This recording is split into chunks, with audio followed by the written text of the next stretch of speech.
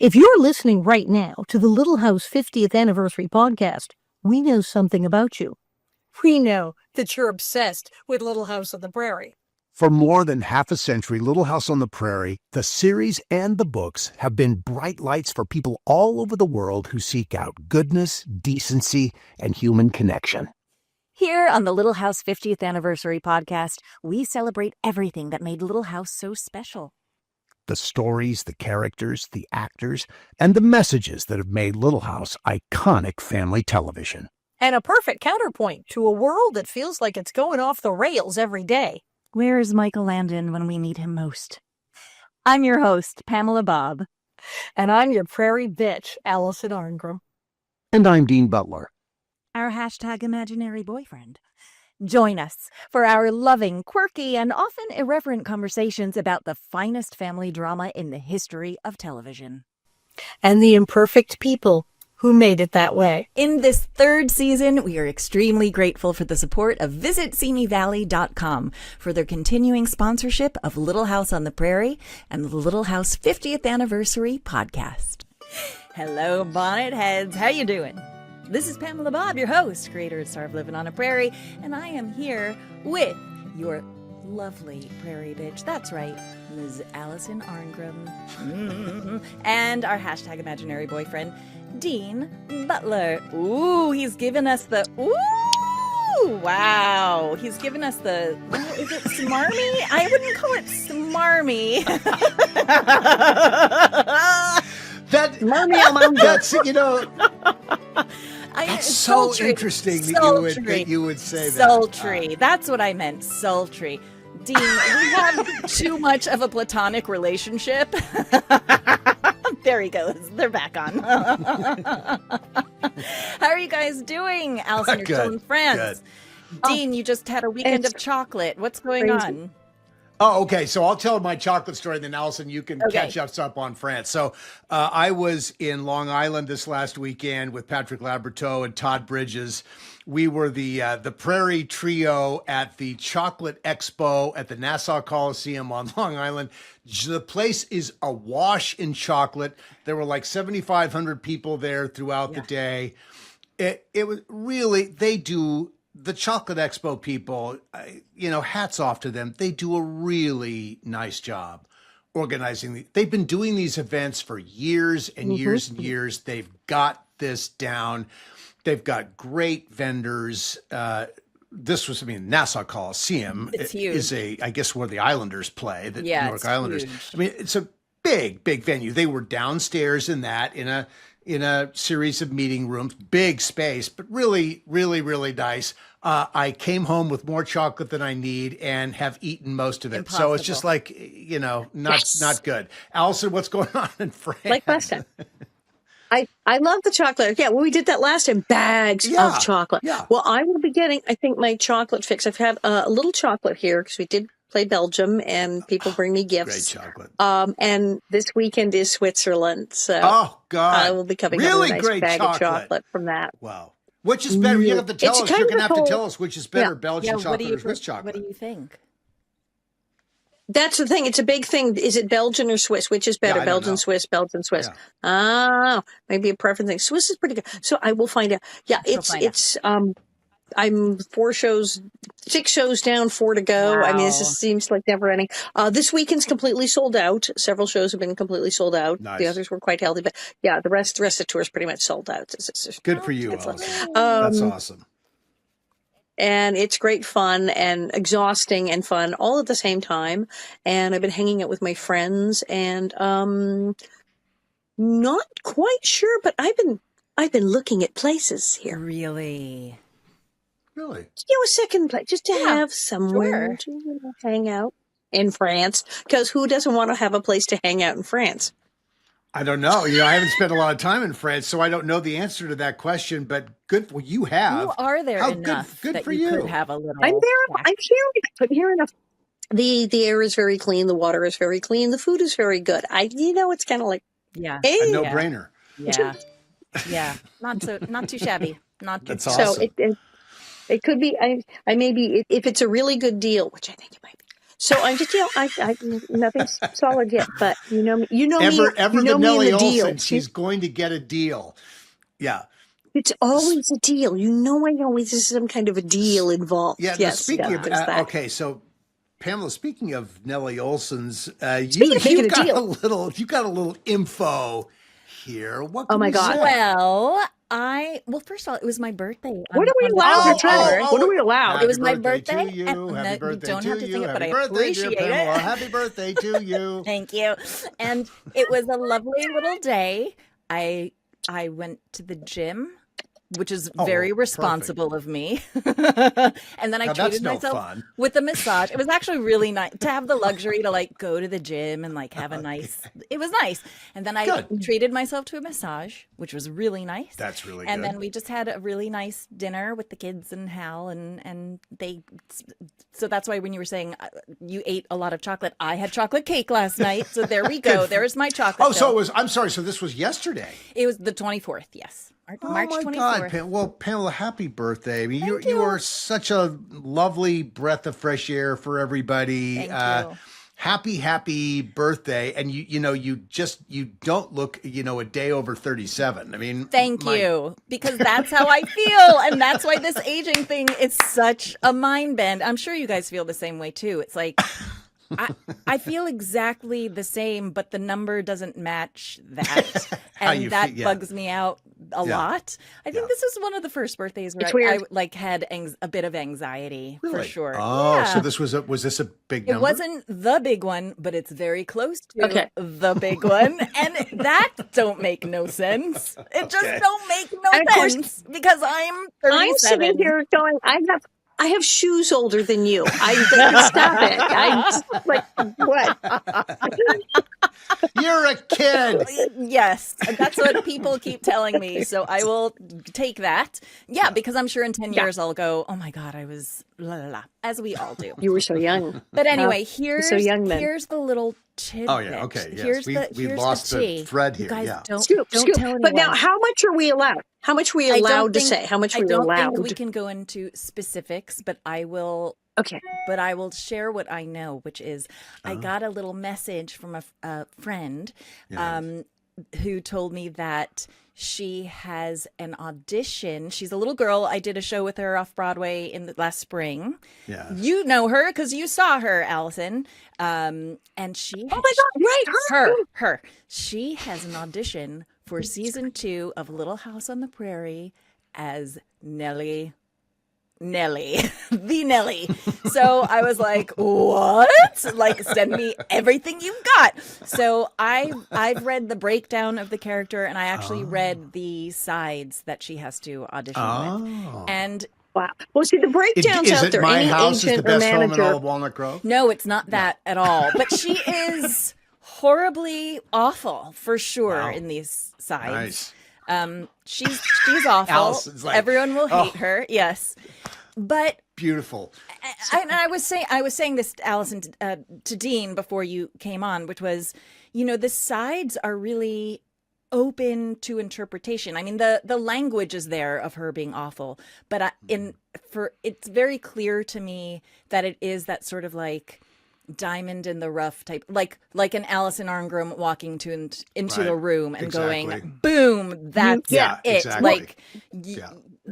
And it is very much that, in my opinion, what these sides showed was like, anyone can. Well, I mean, the breakdown can say mean things, but it's what you do with it that will make it super unique and quintessentially Nellie. And also, by the way, a very hard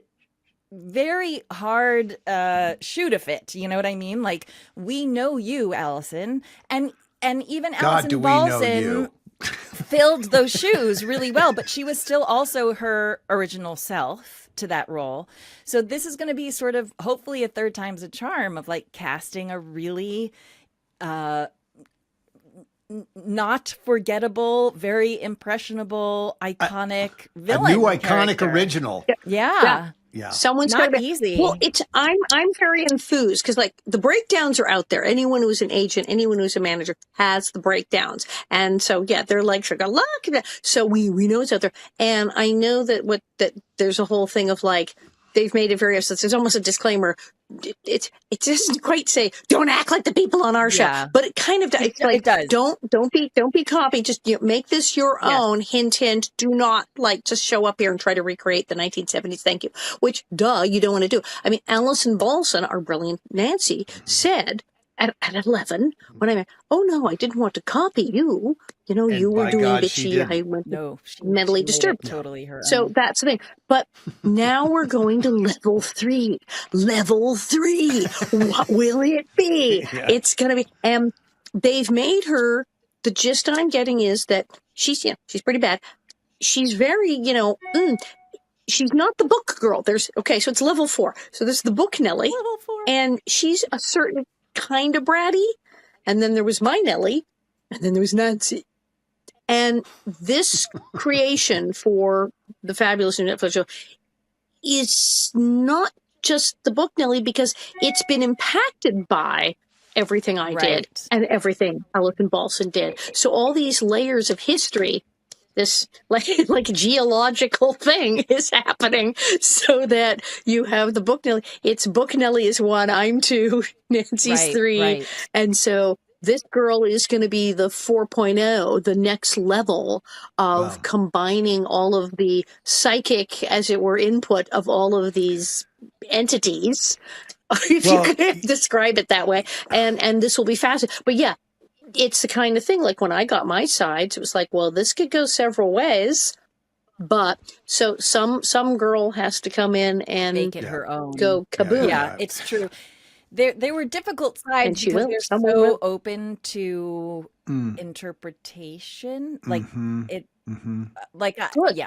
I won't say more, but yes, it was very interesting. But then that means what they're looking for is a great actress. They're not looking for a cookie cutter. Okay, here, do this, honey. Some little kid is just going to do what the thing says and be this person. No, they're looking for a great actress, which I think is they're really going with. I mean, you look at the resumes of the people who are on there, they're going for quality.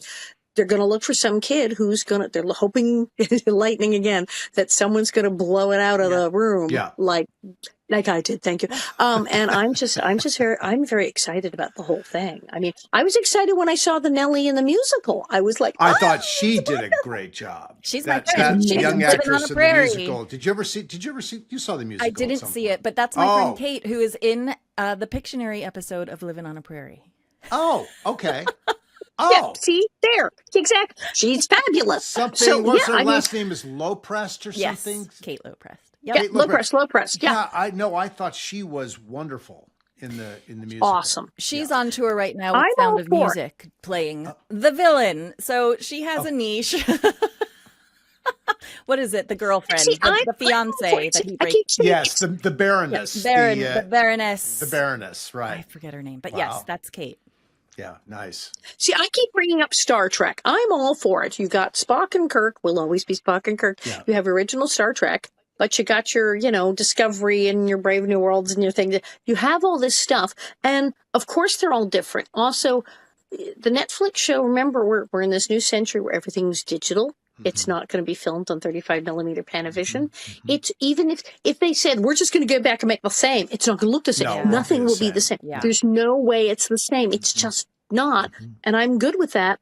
And we look at the new Star Treks now with our fabulous new technology, and you kind of go back and see Shatner and Nimoy, and you go, oh dear, that's a cardboard set, and that's a big fake meteor, and what are we all doing here? Yeah, but things change. Great, though. It's going to be great. Yeah. Yeah. This will be amazing, and it's the next level. And we have all the Star Treks, and we have this is the way of the world. This is the way of nature. Sure. This is the natural progression of how this should be. Yes, I agree. Well, so we've discussed a little bit of our Allison, your thoughts about what will ultimately end up being. Let's go back to what version. So now it's version 2. We're going to step back into part 2 of version 2 of you and talk about the second half of what we talked about yesterday. Yeah. Pamela, take us there. She's a great episode. Back. Okay, it's Nellie, Nancy, Nellie. Part 2. All right, everybody. From UBN Go and Prairie Partners and visit SeeMeValley.com and our wonderful patrons What's up? This is the Little House on the Prairie 50th Anniversary podcast.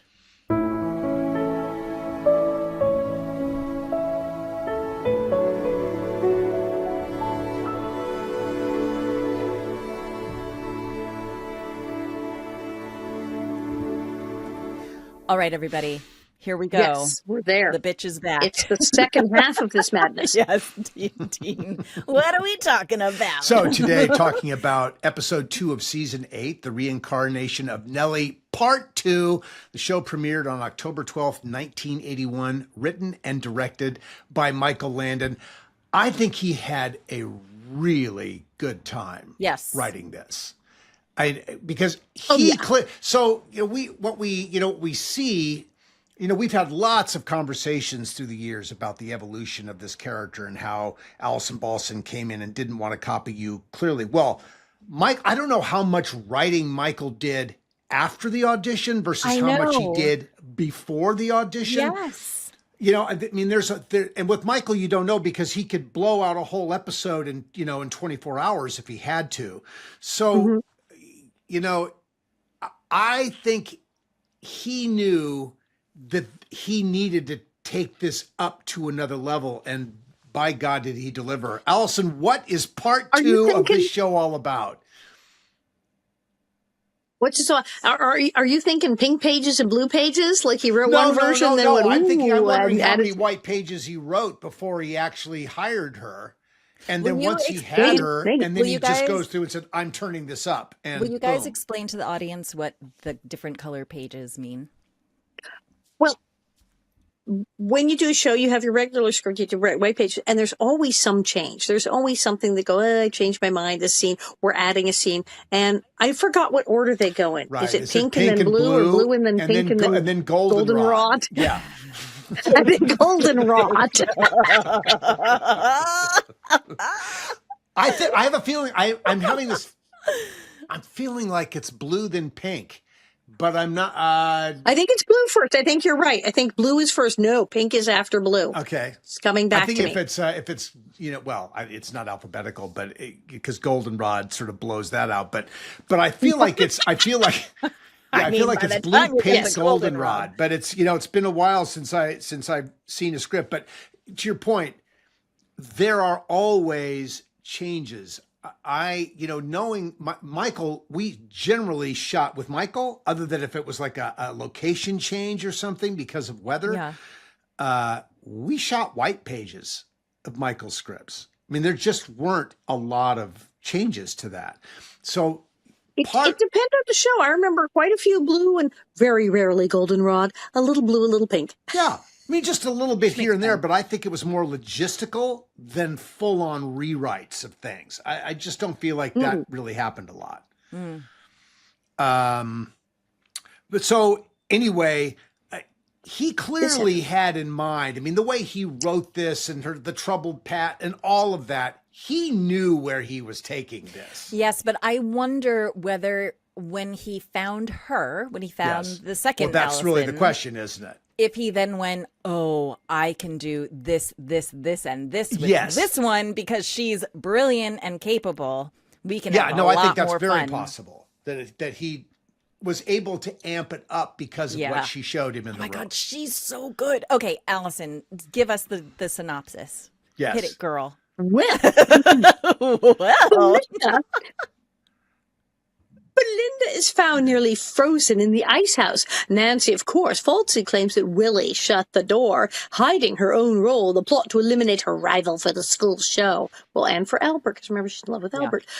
Investigating further, Charles learns Nancy's troubled past, and with Laura realizes she orchestrated the incident while using Willie as an unwitting accomplice. Even Harriet is shaken by Nancy's deception. Determined to stop her, the school children trick Nancy into believing she's been crowned star of the talent show, only to reveal she's actually the target of a dunk tank. Awesome. After Belinda and Harriet take their turns dunking her, Harriet finally tells Nancy she doesn't need lies or cruelty to be loved. Nancy, of course, doesn't believe that because she keeps going. But that's sort of I thought it was sort of an interesting lesson. That I mean, the town really, it's like tough love here. And yeah, see, I think for that lesson to really work, I think we have to have the sense that people really like her first in order to teach her a lesson. See, I think what do you think? In order for that lesson to learn, the person has to not be a complete and total psychopath who is actually capable of change. I mean, if there's one thing this episode ultimately showed me, was that this girl was born a dangerous psychopath. Like, she is dangerous. And I really don't think, unlike Nellie, I'm not so sure she's capable of change just because she feels the love. Like, I really... Yeah, because I got nice. Because you... Right. Yeah. This girl, and it starts from scene 1, like, right off the top, where I was like, oh, she's a total psychopath. Because the whole episode starts off, this is now part 2, but she goes into the ice house with Belinda, who she's insanely jealous of. And, well, actually, that's not true. She goes down to the ice house with Willie, who then explains to her that, about getting cold. Don't get caught down here. There's no inside But block. she's scheming. Yeah, she's scheming every second. It's not just that she's scheming. It's like that Hannibal Lecter, like, she's taking complete joy out of the horror of knowing that she is probably going to kill Belinda in there. Like, she's loving it. The pleasure she's getting behind her eyes is like really terrifying stuff. Like, really terrifying stuff. And I've watched this episode a million times before, but I haven't watched it recently. And boy, oh boy, did it hit me like, oh, this girl is very dangerous. And I don't know if dunking her in a little pool in a mermaid outfit is gonna do the trick. I don't think it's gonna. I think somehow she's redeemed by the cute curls and the whole thing. I mean, I don't know. It's interesting. You see, especially there's a little sweetness there, but what she always is covering that with, or she's buttoning everything in the close-ups after everyone steps away, she's buttoning it with these expressions of evil, which are really evil. Tough. Yeah.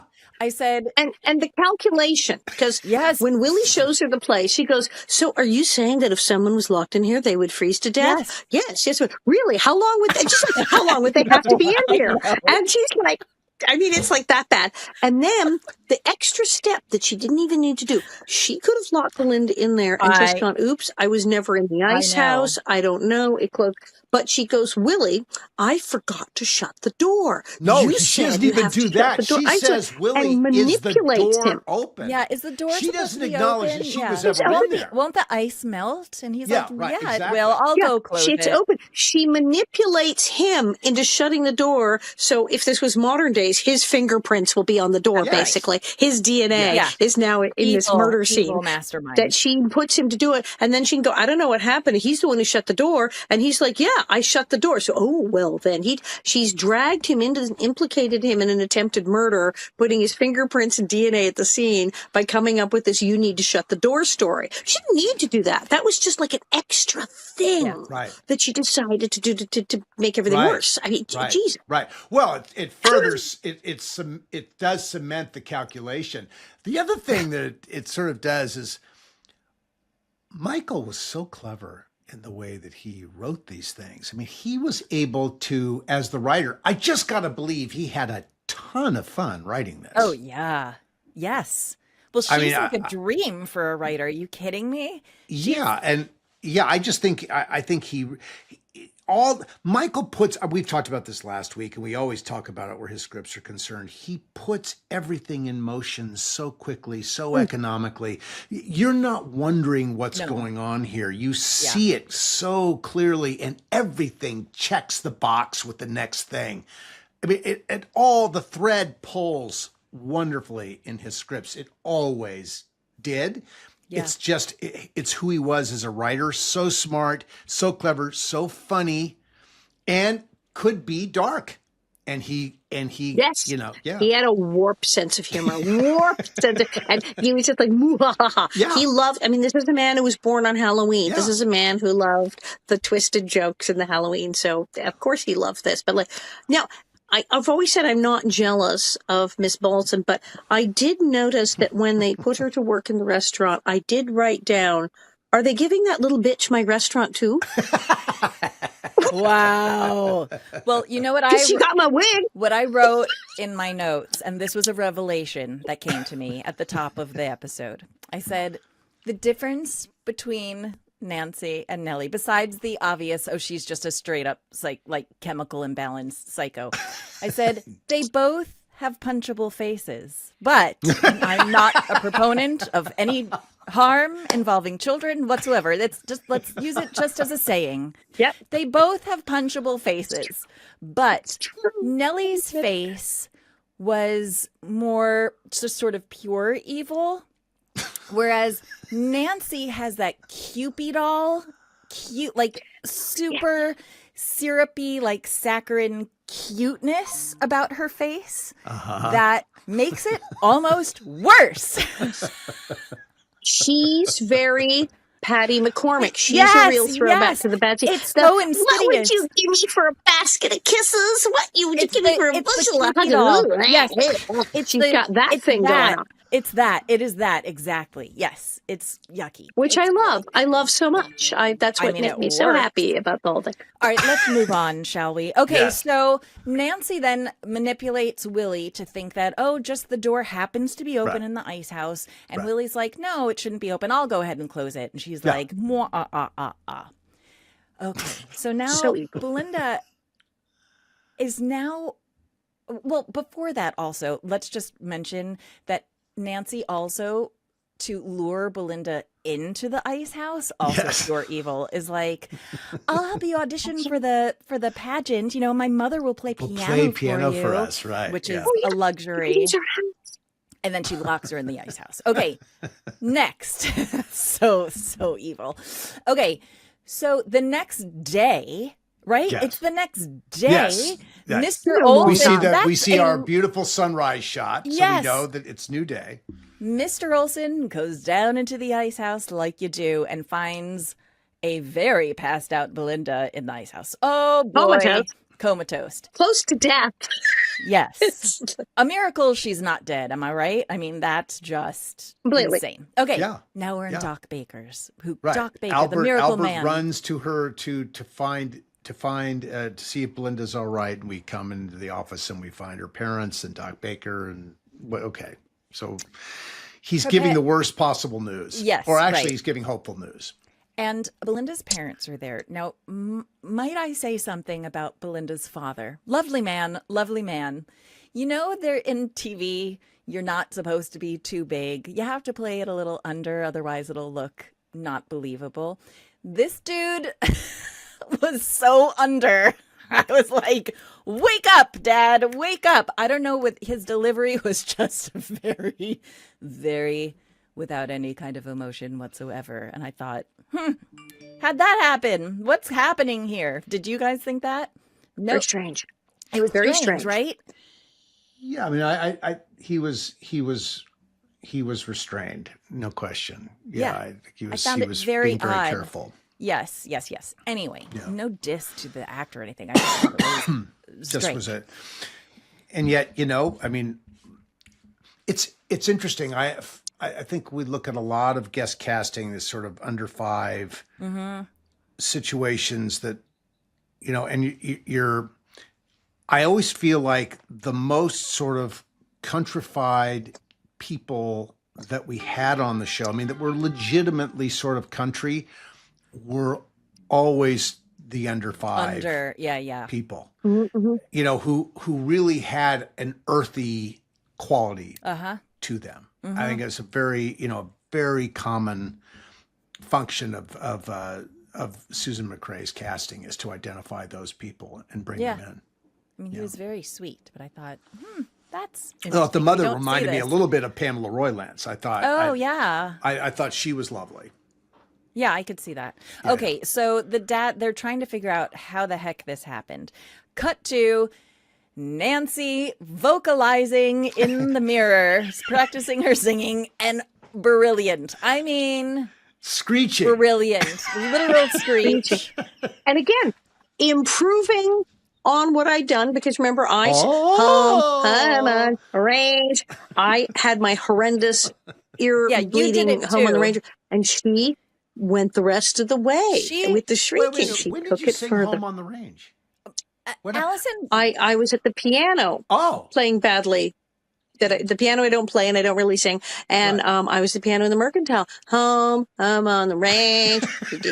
I believe Dr. Baker shows up and says, "Can I get you something for your throat? You seem to be like." Yes. It's like, oh yeah, it's lovely. But she went, yeah. Yeah, she went high too. She modulated that up a step or two. Go girl. Okay, so then of course they call her down, Nancy, like what happened? And of course she has her story all set and ready and playing Little Miss Innocent. Yes, of course. Yes, we did go down to the ice house. Yes, and I did leave because I had to get the burlap sack. And when I came back, the door had been closed. I just figured she had changed Belinda her mind. had gone home.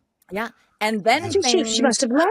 Is she okay? And acts very upset. And then to add insult to injury, does the whole, did you think that I actually did something to hurt Everybody her? hates me. Oh, that act. Oh, boy. It's so good. Yeah. No, I mean, she's... Again, just she just wonderfully takes it written to a next level. Wonderfully written, and all the I's are dotted and T's are crossed. I mean, Michael has imbued her with all the ability to scheme this out entirely. And how great is Jonathan? How great is Jonathan in this scene? He's almost a young man. Yes. And he's been accused, and he's like, no, he stands his ground. I'm not having this. I didn't do any of this stuff. It's her. Why do you people not get it? Oh my God, he's fabulous. But at first, he doesn't. They call him in too because he doesn't know what happened to Belinda. Right. They no idea. Asked him, "Did you close the door to the ice house?" And he was like, "Yeah, it was open. I closed it." And they were like, "Oh, well, that solved it." And it isn't until afterwards where he realizes, where he finds out from Albert what actually happened to Belinda. And he's like, no, she absolutely knew Belinda was down there. Like, what are you talking about? Oh, because Albert's going, oh yeah, she didn't know. And he said, yeah, she did. Like, wait, what? Yeah. I love that scene. Right. Exactly. Yeah, busted. As they're all figuring it out. I love watching, Catherine McGregor, who always played a wonderfully protective mother, has, with this craziness, that amplifies up to, I mean, she is on the verge of a nervous breakdown every minute. Yes. Thinking this little girl's going to run away and that, oh my God, and I lost my Nellie. Now I'm going to lose her. And it's just, Catherine really bit down on the drama of this. Oh my gosh, she did. Yeah. And see, that's what was great. Because you're like, why? Why is this woman like backing up this clearly dangerous, crazy child? When she says, but they'll send her back. I won't have the little girl in it. She's willing to any cost. Yeah, doesn't matter who gets hurt. Yeah, don't take her away from me. I want the little girl. Yeah. So crazy. Yeah. Okay, so we know that. So look, it's. So I'm sorry. So we know it's like Nellie. We know it's Nellie all over again. Belinda. Yes. We know that Belinda's. So we go to school, right? Can we jump ahead to school? Yeah. So the next day, Albert comes in and says, Belinda's not going to be there. Who's auditioning? The girls' hands go up. And Belinda's so sorry Nancy's so sorry that Belinda will miss the audition. That's how Albert knows something is terribly wrong, because Nancy puts it on real thick with him. Like, it's a shame Belinda won't be here to audition. Well, there's always next year. And Albert's like, that was so evil. Oh, evil. How so evil. We've talked about this before, and Nancy takes this to another level. I mean, lots of very forward little girls. Thirst on the prairie. Again, it's about a boy. The thirsty girls of Walnut Grove. She's in love with Albert and chaos. I'm pitching it to Bravo. Thirsty girls of Walnut Grove. The thirsty girls of Walnut Grove. Netflix needs a spinoff right now. Maybe Netflix will do it. But I think baby Carrie was the only one who wasn't boy crazy. That's right. Probably. It's the only girl who had any sense and didn't like flip out every time a boy looked at her. Yeah, that is wild. Okay. Yeah. So and that's basically the end of Act One. Yes, it has all been established right off the bat. I was quite surprised by how the first minute of the episode is all this happens with the ice house. I mean, this is like the first couple pages. Yes. This is like zoop. We get again. Right Michael to puts the point. it all in motion right away. Yeah. Yeah. Yeah. So I love this is sort of interesting at the top of Act Two, where Willie's not hungry, which surprised. This conversation between Nels and Willie is the most, I think, is sort of the most like two guys having a conversation and, tell me what's on your mind, son, kind of thing, which of course, Willie is showing signs of it. Becoming a young man now. That's it. This is the first time we see we see Willie becoming an actual person. Do you know what I mean? But like and he's an actual person of substance and or thought or consideration. It's actually we feel bad for him that he has to have another sister. Like he was finally free and now he's has to deal with this. Yes. There was an interesting moment. He said, I had a sister who hated me. I had a sister, she hated me. No, he was my loyal henchman, who I hardly work without. But that's it. For a long time, his basic role was the henchman. And so it was like, we never quite knew, was Willie really evil or not? Was he a bad boy or not? He was just hanging. And now he's going to clearly be a good guy. Yeah. And he's totally a good guy and is not having it with this Nancy. Yeah, which is really nice for us to witness. Truly. I wonder what Jonathan's.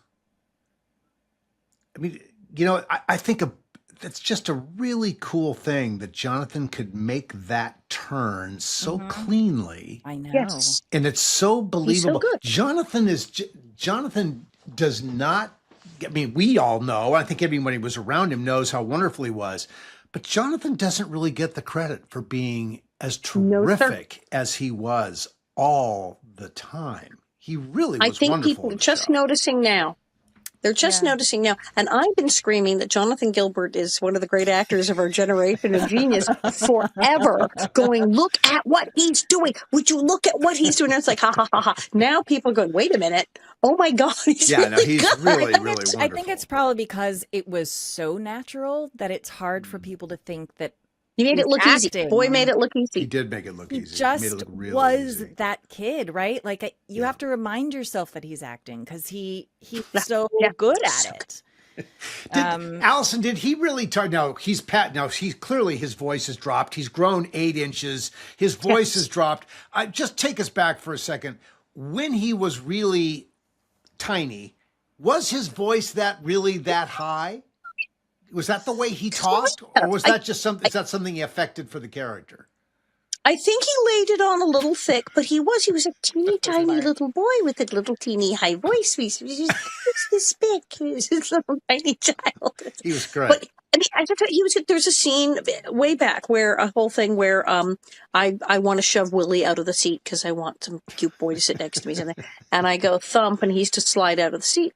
And we tried it, and I go, and he goes, do it, and I do it, and Jonathan, I barely touched him, and he shot out of the seat across the room and slammed into the wall and slid down the wall to the floor, and went, "How's that?" So he was thinking and doing like mind blowing. He was he was really special. I have to be really impressed by how strong his instincts were. All the time. Maybe one day he will grace us. I hope so. His presence. I hope so. I know. He's sort of disappeared into the dark night once again, but he showed up.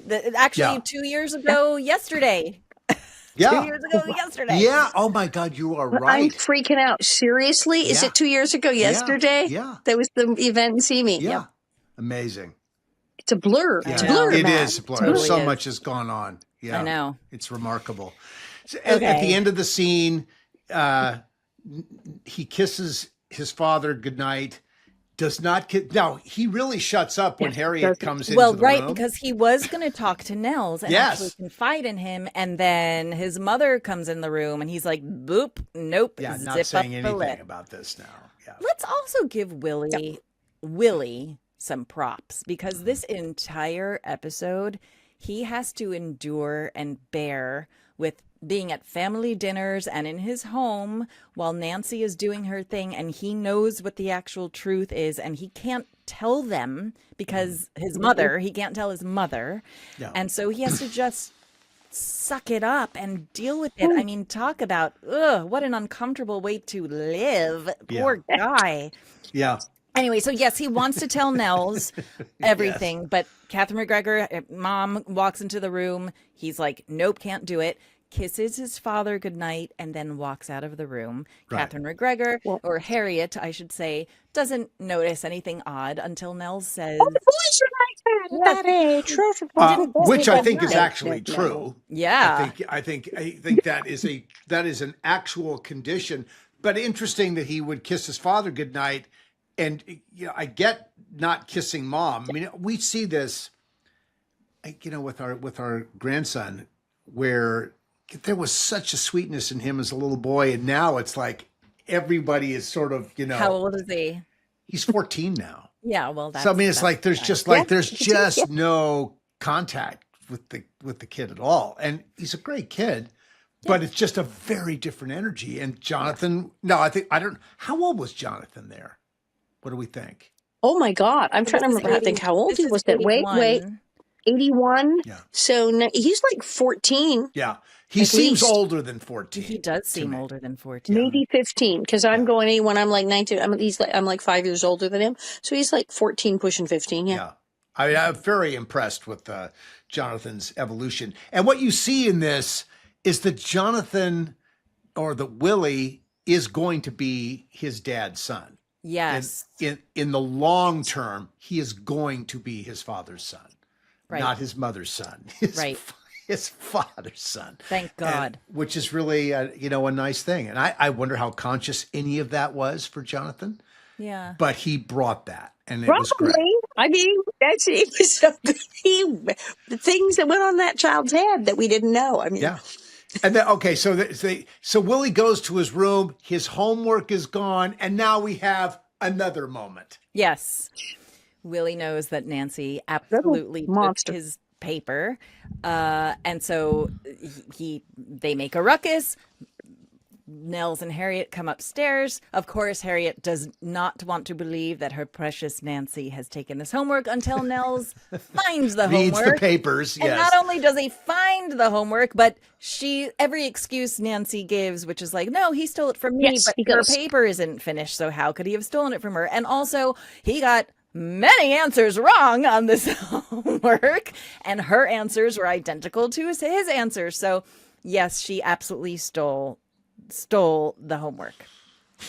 And I love it. They let her go through all the excuses. And Nels goes, no, because here's your paper and it's right here. Oh, no, you'll have the same wrong answers. And no. And he said she should find someone who's better at math to copy. Yeah.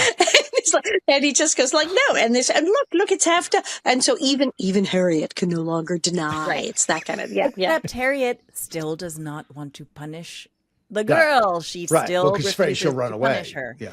She's too afraid, that it will push her away. And so Nels is like, no, she's got to be punished. So if I'm not spanking her, then have her at least work in the restaurant. She can clean dishes, right? Give her a job. Right. She needs a job. That's what the girl needs, an outlet. We'll give her a job. And that's when I said, did the bitch get my restaurant too? She got my wage. Well, yes and no, because she doesn't actually do the work, does she?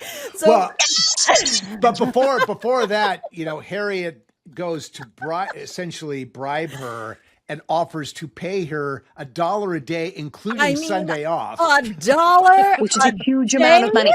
Which is a lot of money. An insane amount of money. I mean, that's more than Ma was making, I'm sure. Yeah. No, we heard about the mill and how much Pa would make and how much, Mr. Edwards. No, $1 a day is like a huge amount of money. And getting paid on Sundays when it's closed on Sundays. Yeah, I mean, this is she gets paid on Sunday as well. Yeah.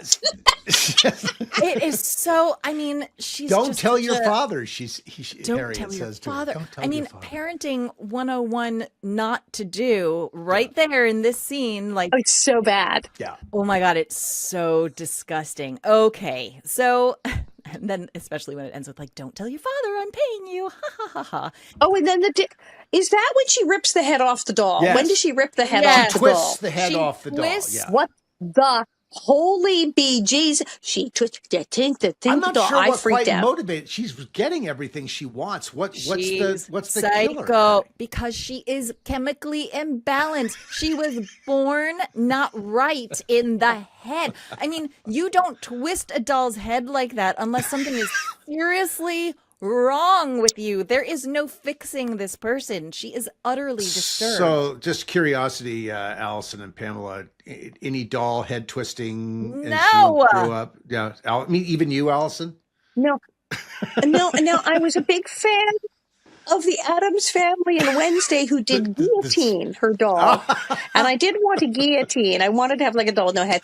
A few Barbie's heads popped up, but sitting and methodically twisting. No, that's creepy. It's one thing to it's imitate bad. the Addams Family on Halloween, but no, that was just twisting the doll's head off. That's not. I'm just not sure what motivated that, since she was getting everything she Her wanted. brain, her Yeah, imbalanced brain motivated that. Okay. There is no other Well, she was still rationale. mad she had to work. Because when she got in the kitchen, and then Hester goes, "Great, you're going to do dishes," and she's like, "Oh no, not," and she's not going to do dishes. So suddenly, this book I did dishes with my mother, and suddenly she's having trauma, and I'm having flashbacks. I can't do the dishes now. Okay. Well, but so what happens though the very next day is that the Albert and Willie have concocted a plan. To put Plan an number end one. to this to put an end to this pageant thing. Right, because they know that Nancy is lying, just straight up lying about everything, and they want to punish her by getting the pageant canceled, in effect, so that she can't possibly get any part in it. So Laura, who's apparently like this is her favorite thing to do this pageant every year. Okay. I have issues with Laura as a teacher, but we'll pass that by right now. I don't think she's very good, but anyway. But it's a school-wide boycott. They all go, "I'm not doing it. I'm She's not." like, They'll who's just going to bail. audition? No hands go up. And in fact, the people that were going to participate in it now say they can't participate in it. And she, Yep. But this is my favorite part: is that afterwards, Laura then says, "I'm very disappointed in you all." Like that's not what you say. You can say I'm very disappointed, but why does it have to be at you all? Well, no, Come on. Look, I mean, Michael, they were hard. They were very hard on wrote Steve it, Spector. so he took her down that path. Yeah, whether he that really was did. maybe the best But teacher path. to 1800s. take. Yeah. No, in our era, a teacher would say, "Oh, no, I can say that to the children." In the 1800s, I mean, they did kind of say, "Yes, it is your fault." I mean, this was the era of standing in the corner and wearing dunce caps. Rapping Shaming someone's people knuckles was with a a ruler. thing. I suppose, though. I just think Laura, as a teacher, sometimes is a little tone deaf, a little bit. She likes to scream at her kids a lot. She does scream a lot. There is a YouTube clip someone has put on that cracks me up, and the title of the clip is "Worst Teacher Ever," and it's just clips Really? of Laura my teaching, God. just like yelling at her kids. It's so funny. It's a short little clip, but it is hilarious, and the title cracks me up. Well, Anyway. she looks great in the classroom. She does. She looks gorgeous. She looks great in the classroom. I know. But did you notice? Every woman in Walnut Grove taught what Mrs. Garvey taught. Yeah. Mrs. Olson even taught for a couple of days with her French classes and everything. Everyone taught except me. I never taught. Not a day. Had a restaurant. Never taught. Not a day. Not a single episode. No one reason would for have that, you. of course. Yes, no one would have you. Who would dare? I actually think like never poor taught. Albert, like his sister is now the teacher. Like gross. It's yucky. Not like he has a choice. Not like they have a choice. But that's not a nice situation to be in. I'm sure. Yeah. I digress, though. I digress. we'll get back to the episode now. Okay, so the pageant is canceled. Done. Back in the Olson's house around the dinner table. Again, poor Willie having to endure all of this without saying anything yet, which is Nancy is saying, I can't believe that the pageant has happened. And then Harriet also chimes in, agreeing with Nancy that she'll write a new play. Yes, and that everyone is jealous of Nancy because she's clearly the prettiest and the most talented, and that's why it happened, yada, yada. Yes. And then Willie finally explodes and he cannot take it anymore, and he's like, no one wants to do it because no one likes you, like you're the worst. That lesson or that truth is what makes the dunk tank thing more cruel than a lesson. I know. And that part of that public shaming bothered me a little bit. I know. Yeah. It is so interesting. Again, I've watched this episode a gazillion times, and these things never hit me until very recently of like, well, you're a parent now. You're a parent. So. I guess so. And of course, now, we're looking at it. Are we taking into account?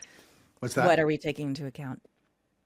I was in the dunk tank. We did an episode years before this. What was the setup for it? Somehow Laura connived to get me into a dunk tank so that I could be dunked repeatedly. Well, but I think I think there's a difference is that while you annoyed people, everybody didn't hate you. There's a difference. And it was established right up front. I mean, Michael wrote this in a way that you could not like this girl. This girl was really a problem. So I guess the question becomes, how do you resolve that issue? How do you teach a lesson? Well, that's exactly why I'm saying the difference is like this was attempted murder. It wasn't just bullying someone. Like she could have actually killed this person. Oh, you're talking about Belinda now. I'm talking about Belinda. Yeah. Like this is attempted murder. This person is dangerous. Yeah, this is not a humorous get even thing. I mean, there's really a serious problem. And then, of course, we're going to find out later that Charles goes to Sleepy Eye and, learns more information about her.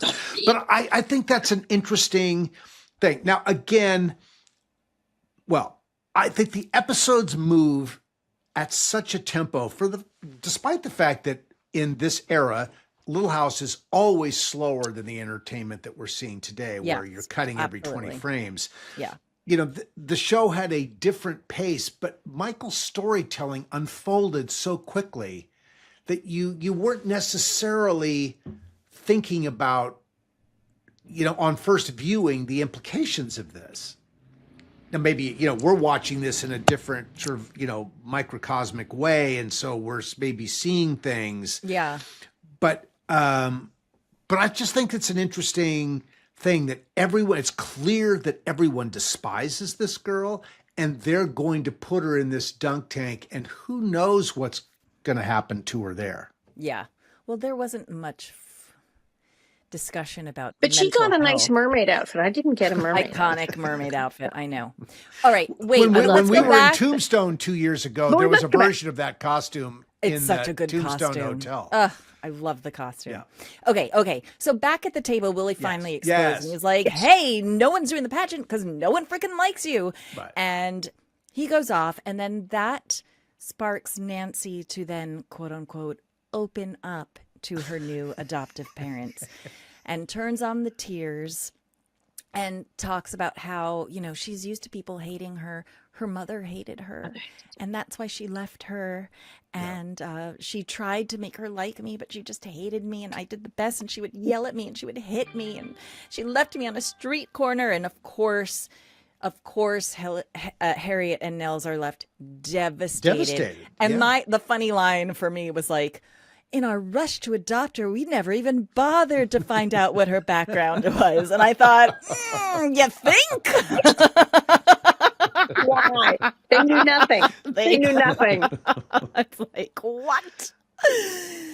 Okay, so now they're like, we have to be patient. And they are actually being responsible parents at this very moment. Yeah, so they are, as Act 2 comes to an end, they recognize that they have to view this in a little different way, given the information that Nancy has just imparted. Let's take a quick break and we'll come back with this. We'll get back to more evil. When we get back, I want to talk about, because in school, Laura gives that whole spiel lecturing the kids about what she's been through and being abandoned. Let's talk about. She lectures Albert. Yes. Wait, we'll talk about this when we get back. We'll be right back. Yeah. When you visit Simi Valley, California, you're stepping into the pages of history. Go from the pioneers to the presidents. Explore beautiful wildflowers, hike through iconic Hollywood locations, and end your day aboard the actual Air Force One at the Ronald Reagan Presidential Library and Museum. Throughout the summer, take the Little House 50th Anniversary Tour at Big Sky Movie Ranch. Less than 15 minutes from Los Angeles and 30 minutes from Universal Studios, Simi Valley has small-town charm with big-time history. Go to visitsimiValley.com for more information.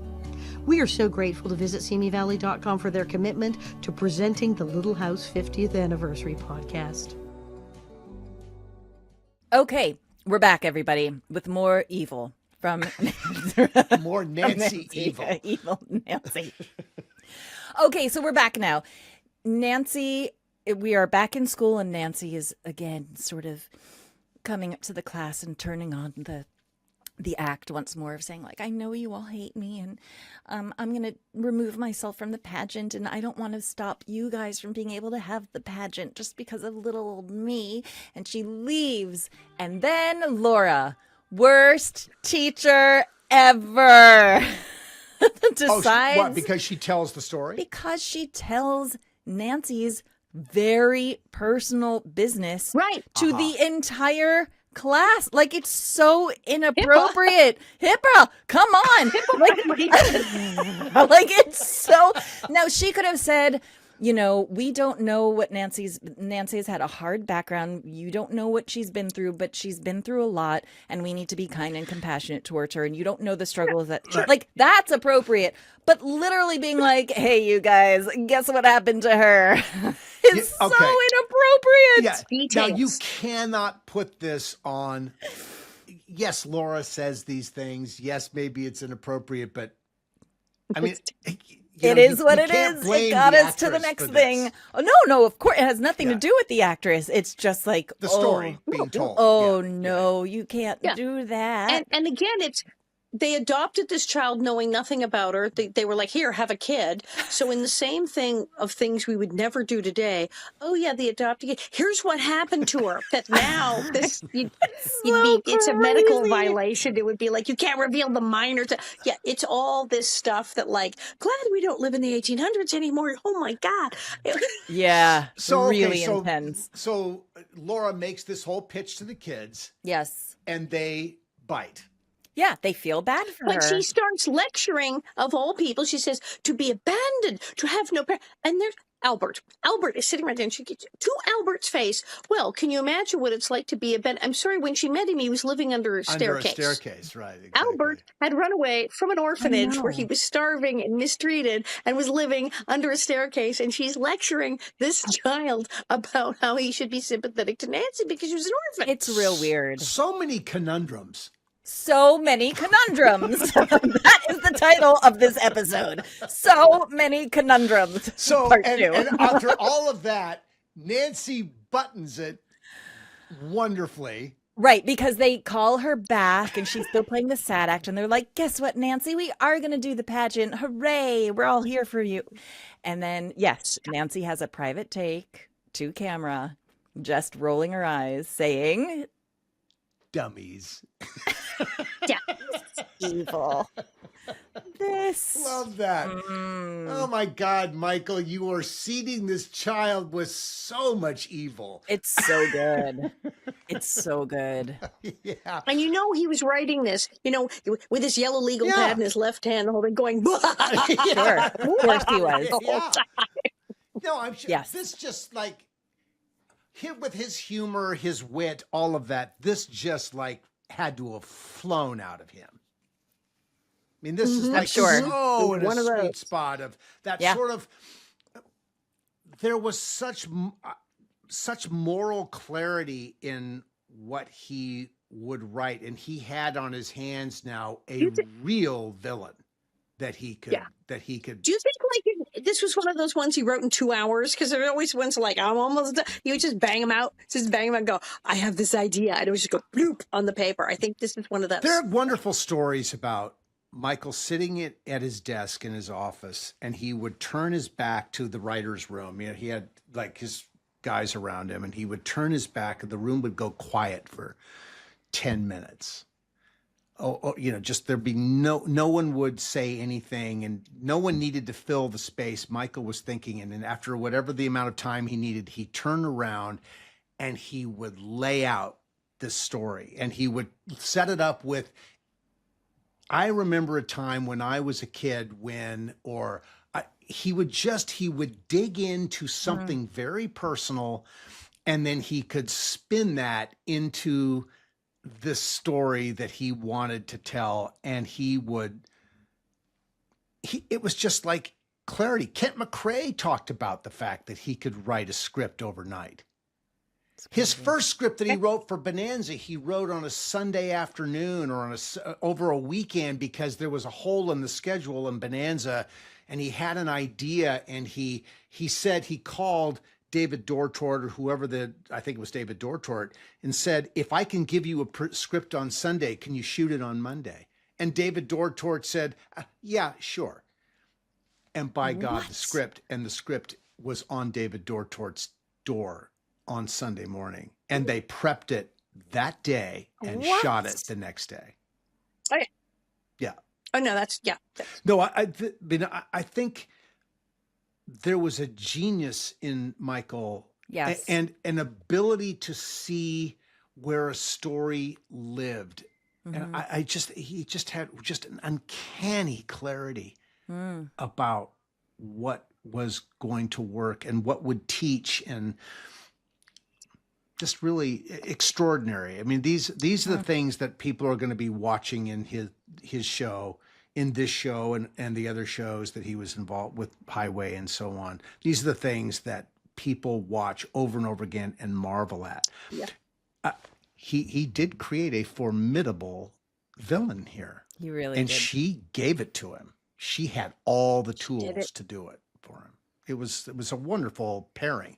I don't know that I really have appreciated how wonderful Alison Balson was until you really start looking at all of this and realizing the pairing of the writer and analyzing and the actress, right, and understanding what she was able to give him and give voice to the story that he knew he could tell with her.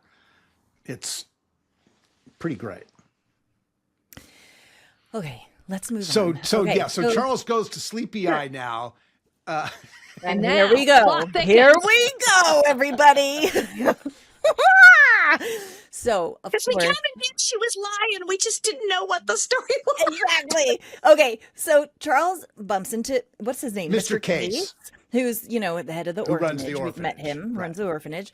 And Mr. Case is like, how's Nancy? Like, I'm afraid to ask, because he knows she's batshit bananas. Okay, sorry, excuse me.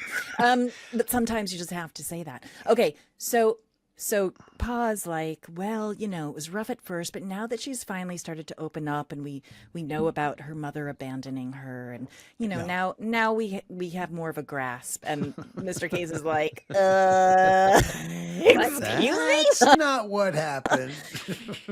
So basically we find out, and this solidifies the fact that Nancy was born a psychopath, right? Yeah. For me, I was like, oh, there it is. Right? Okay. Her mother died in childbirth. This is the real story. And Nancy was raised by a lovely, very kind little grandmother who couldn't take it because Nancy was a horror and kept getting into trouble. And the old woman just couldn't take it anymore. So, which is rough in itself, of course. That's a tough story. I mean, the story is awful, but it also makes you go, oh, she's a psychopath. Got it. Cool. 1800s, more 1800s, no privacy of the patient or child. He's blurting out her life story to this guy he doesn't even know, who isn't even the adoptive parent. Well, you're asking about this kid that you didn't. It's the 1800s. We don't care. Okay, so yeah. It's all in service of the story. It is. Everybody. This scene did not bother me the way that the teacher scene bothered me. Yeah, no. What is HIPAA? Okay, so now Charles is like, wah, wah, wah, okie doke. So could you write, he asked Mr. Case, could you write all this down for you so I can take that? I want to make sure I've got all this right to explain it. Yeah. Right. Okay, so now we're back in Walnut Grove, and now it's time for Nancy to wash up the dishes. That's her punishment. Yes. AKA also getting paid for, but So she gets into the kitchen, sees the dishes, and again, puts on the waterworks, puts on the act, starts to cry. What was it? It said it reminded her of being with her mother. Being with her mother. Yeah. I mean, mean, I used to watch with my mother, and she's gone, and before she abandoned me. And, yes, it is. And I love this. I always, always am listening for this stuff. David Rose's cue that he writes to cover this moment is sort of like crocodile tears. Yes. Kind of a cue here. So the audience is knowing. Now we know. Yeah, we know. And David is amplifying that with this cue that he wrote as she's sobbing her way. And Hester Sue, Ketty was always lovely in these scenes. And, she still doesn't know who she's dealing with. So she's being loving, very sweet, sympathetic. Hester Sue. Yes. Yeah. So they decide, let's put her on the switchboard, and maybe one day she'll come back to the dishes, which is what a thing. What a thing to do. Put her on the switchboard and control them. We thought Nellie was bad at the switchboard. My God. I mean, talk about opening up another story. I know. I don't think we ever got there with her. She was never on the switchboard. We never saw her on the switchboard, but you could just see the glee in her eyes. I want to be on the switchboard. Yeah. I can screw up everybody now if I get on the switchboard. Yeah. True evil. Yeah. Okay. Now, here we go. And this is now we're in Act 4. Right. Now we're back, and who? So I guess Pa tells Nels and Harriet. Right, they're all standing there at the Olsons, and Harriet's reading the stuff, and Harriet can't believe it. Her precious baby. That Nancy would lie to that extent. Right. And is very disturbed by it. Thank God. Yes. Finally. Yes. And so Laura then devises a plan. This is good old kid Laura now at heart. Yeah. Now it's a soap opera where they're like scheming to do weird, crazy stuff. Yeah. So Laura devises a plan. We still don't know what the plan is, but she's like, don't worry, I'm going to handle this. Don't tell Nancy that we learned the truth about her. The orphanage. Leave it all to me, and everything's going to be fine. Right. Now, what's so funny about this is that this little musical montage of Laura going to house to house to house, recruiting the children, recruiting the kids, is that literally? It's like the happiest of music. Do. We're gonna go to the kids' houses. We're gonna devise a plan to shamefully humiliate this girl in the public square. Yada da da. It's so wild. I mean, that is something sort of that 12-year-old Laura absolutely would have done. And we would let that go. Because of course, like this is justice in the playground. It was a choice doing that happy music to this little montage. I mean, it was such a choice. It was a bold choice. Yeah. That I find very interesting, that because I'm like, come on, guys, we're gonna cure the psycho.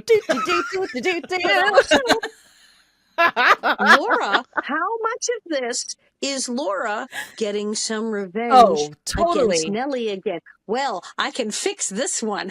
I couldn't get the other one. Right, in a place of authority. Sure, of course. Because that's why she's like, oh yeah, I'm gonna do this. She is sort of very happily doing this. Oh my God, it's and writing so the names down, and this is what we're gonna do, and it's like, wow. Yep. Yeah. It's almost like the ending credit music. It's so happy. Yeah, that interesting. Yeah. Yeah. I was just like, what am I watching right now? Okay. So now we go now the plot, the plan is taking shape and we're going to have a bazaar. Yes. And we need a mermaid booth. Who's the most special. We need to make the like this queen. has happened before. So Alison, was there ever a mermaid booth before? No, of course not. No.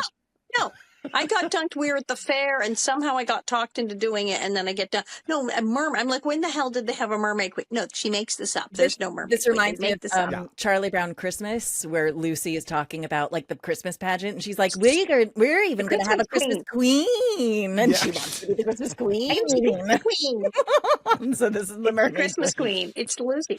Okay. And now here's what I loved about this. So Nancy buys it. They tell her this ludicrous story that even after they clearly all hate her and she's not in the pageant, you're in the pageant. In fact, you're the star. You're the star. You're the queen. And there's a mermaid queen. Why is there a mermaid queen? What does that have to do with anything? She believes them completely and buys it and doesn't question it, proving my theory that no one is easier to con than a con. It's the people who sling the BS and con and lie everybody are the most gullible. Well, every time. if it's flattery and praise, yes, that's classic narcissist, right? Like classic narcissistic behavior is as long as you're flattering them, they'll buy it. Like it's all self-serving stuff. So where are we seeing this in our world today? Well, I wonder. Let's not. But go anyway. As the British would say, there's a lot of it about. Okay. So anyway, Mrs. Oleson now makes this beautiful mermaid costume. And I will say, and it is beautiful. This mermaid costume is an iconic costume. Yes, it is. In all of Little House on the Prairie. It is. It's fantastic. It is as iconic as Laura's grown-up dress that she first wears. It's as iconic as the blue dress with the little flowers that they wear as little girls. It is iconic. Everyone knows this outfit. This is like the stuff of legend. Nancy is feeling really great. Quite gorgeous. It is like so beautiful. Yeah. She looks beautiful. She feels beautiful. Now here's the shady stuff that happens next. This is also like, what? So Albert takes Nancy and they go under like this. It's dark. Well, no, wait a second. Before that. No. Sorry, I jumped the gun. No. Before that, Harriet and Nels are hearing this story about how she's been voted, and Nels is saying, why would they want her? Yes. He's the only one thinking that. Yeah, exactly. Only person to question any of this. All right, so now we're at the bazaar. Okay, now we're at the bazaar, and Albert takes her, and she's like, I can't see. What is happening? And he's like, no, it's going to be a surprise, and we're going to reveal you, and just sit here. And she's like, it's too dark. So she cannot see anything that's going on, which is, creepy in itself. And then it is finally revealed. There she is in all of her glory on a swing in the air. Here's the mermaid. Yay! And she looks down and sees that she is over a big pool of water. Yes. And quickly realizes that this is the dunking booth at the bazaar. Brilliant. And she's yes, and she rightly, not surprisingly, she begs to be, insists that she be taken out of this thing. Yep. Albert is, calling lining, or no, it was Willie who's like lining people up for their tickets. Oh, yes. Yes, of course. No, that happens first. And then the curtain rises and Nancy sees that she's water. Get me out of this. You wanted to be the mermaid. And now we start with the retribution. And and then the veil is lifted because Belinda is the first one to have a go. Yes, and what comes out of that little girl Nancy's mouth is so horrific, where she's like, I'm glad you got sick, which was so shocking even for Harriet that snaps Harriet out of it finally. Yeah. Well, and Belinda does get her. She's the third try. Ball, she gets her. Third throw. Satisfying again to the audience. Yes. Very satisfying to the audience. But she's so hurt that when that veil sort of rises and we actually see what Nancy actually thinks and actually feels. Yeah. It is also incredibly satisfying that Harriet finally snaps out of this thing and sees her for what she's actually doing. Yeah. And she picks up the balls and has a go at her, also rightfully so. Which is awesome. It takes was that when she finally hits it on the third try, yes. and she goes down, Catherine's expression, shock that she actually did it, and it's that perfect combination of like, yes, I needed to do this, yes, she deserved it, and also like, I can't believe I had to do this, and I can't believe this little girl's it is the perfect combination of like a mother's guilt and also doing what was appropriate to be done. I just, and it was maybe, even comedic, but it wasn't. Yeah. And, and really, maybe that's the redeeming moment in this. Yes. Is that, more than anything else, that's the redemption, is if the woman who's been defending Nancy all along is willing to say, this is unacceptable, then the town's actions become acceptable. That's it.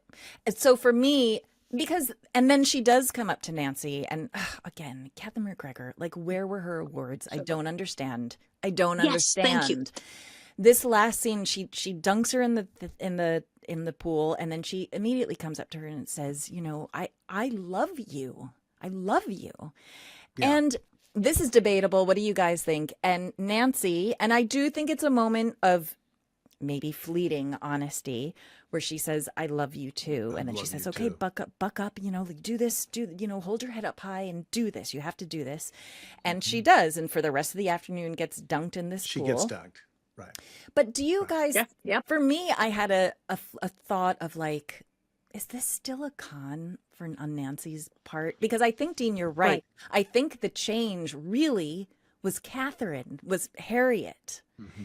And I don't know how much Nancy actually, I know the lesson. I know what Michael Landon's intention is. Of course. Landon's intention is, yes, Nancy actually had a moment of honesty and actually had a caring feeling and was able to receive love as well. I get that was what's supposed to happen. Yeah. But what do you think actually happened? I think Nancy did, but only with Mrs. Oleson, only with Harriet, that she has a thing of, okay, this is the person I need to maybe not screw with. I have to not lie to her anymore. I think that rings and be true cool with her because she's in my corner and none of these other people really are. So maybe I should like make some kind of peace and be nice to this lady because this thing. But the whole thing, and you're saying like, yes, if they all hate her, then the dunk tank is cruel. But then Harriet says, no, I love you. You just can't do this. And that's where it kind of works. Yeah. So and then Laura has the voiceover at the end that people cared enough about her to not let her get away with bad behavior. That's sort of that's in essence what the voiceover says at the end. Mm-hmm. I wonder if at that point we just have to embrace the we have to just embrace the teaching moment that is here. The people cared enough about her to let her know. Now, nothing changed. No, if you watch what follows, and she's the same. She is maybe attempted murder didn't happen again. Yes. She stopped trying to kill people, and she continued to be nice to her mother. Other than that. Other than the attempted murder stuff, nothing really changed. Other than the attempted murder. But she swore off murder. She totally swore off murder. That was it. That's the last time she tried to kill anybody. Well, that's a huge lesson to be learned. Well, yes. I think it was a great improvement. If there was one thing to be improved upon, that would be the thing. Yeah, I guess so. I said at the end, I get the lesson, tough, wet love. I mean, it's like... Well, take that as you will. It's just, it is... Look, it does... The episode ties up in a neat little bow. This is what the show was famous for. I wonder how many people watching this wondered, has anything really changed here? Yeah, I know. Listen, it is super satisfying on a visceral level seeing this girl being dumped in it. Like, but then I was thinking, like, if I was Belinda and I almost died because this girl purposely locked me in an ice house, would this satisfy that? Like, would it? Like, would I be cool with her after this? Because I dunked her in a pool. No trial, I think no we hearing, should no ask charges, Melora just Hardin this. sometime about yes, that. we need to talk to Melora Melora Hardin on to talk about this. I agree. Because I think she's, Melora is a very bright actress. I wonder what her take on this would be. I know. Yeah. I'm dying to know. We have to. You know what would be awesome? If we could get Melora and Allison. Allison Balls and Melora Hardin together. Like what, space-time inversion of the universe would happen if we had them be a together. very entertaining conversation. Well, let's try. Let's try. Yeah, I mean, I think we should try all of that. But I think your point is well taken. I mean, this is someone who nearly dies. Yeah. In an ice house. Yeah. It's a bit much. It's a lot. It's extra. Pretty nice, as the kids pretty say. incredible forgiveness for that. Yeah, and again, I'm no dummy. I know this serves the purpose of the show. No, I know the show is about lessons and blah, blah, blah, blah. And not to take it all too seriously. But it is interesting to see it in a 2026 eye, right? With 2026 eyes now. Being like, that's not how we'd handle that. It is interesting. I'm going to say this is another Michael Landon really prescient moment. We are living in our culture today where there is a level of unrepentant evil around us that is extraordinary. That we've just never, to quote someone, we've just never seen anything like this before. And this was an interesting take for Little House back in 1981. So we're talking 25 years ago. Yeah. What am I talking about? 45 years ago. Although it feels like 25 years ago, not 45 years. Yeah, 45 years ago, we're getting this lesson where the level, the amping up of evil was significant. I mean, Nellie was benignly evil by comparison to this. I mean, I don't think Nellie you never tried to kill anybody. You weren't doing never tried to kill anybody. Yeah, there were no murder plots. Never for tried Nellie. to kill anybody on the show. Thank goodness. And that's why people continue to love you so much. Yeah. Because anything you did was murder redeemable. was right off the table. Yeah, murder was off the table. Good for you. Good for everybody involved that murder was off the table. Yeah, why is the good old days. Yeah, why is it in 1981 that suddenly murder could be on the table?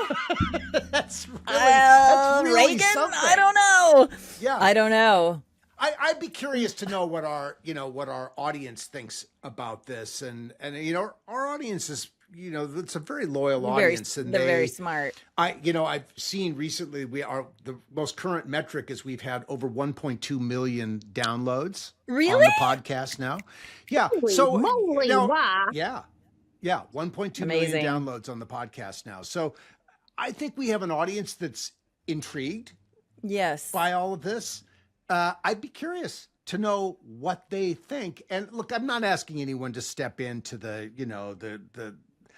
allegorical aspects of this, but the evolution of taking one character that's just sort of like nasty, bratty, and does horrible things to people, but no death involved, and taking that to a character where the worst possible outcomes are totally on the table. Mm-hmm. It's a really interesting evolution. So I think we need to say goodbye now. All right. That was God going, cut it short, guys. Recording resumed. Okay. Yeah. I don't know. That was something you people have been on this thing too long. Wonky. Damn you. Yeah. We should probably rhyme. But yeah, and this character then going to this next character who will attempt murder, and now we're about to go into a world where there will be another. There shall be another. It's not Highlander. Right. There can only be one. There shall be another. What will she do? How far are they going to take that? Exactly. It's so fascinating that all these programs are entertainments for their time. Right. And how will the 1870s, well, we've seen in contemporary entertainment, and look at some of the Taylor Sheridan stuff where the level of evil and, in 1883, there's a huge level of evil in that. Deadwood. Deadwood. Deadwood, One of the yikes. most cruel, evil things. So it's everybody's really awful in Deadwood. Yeah, everyone's awful. No, I agree.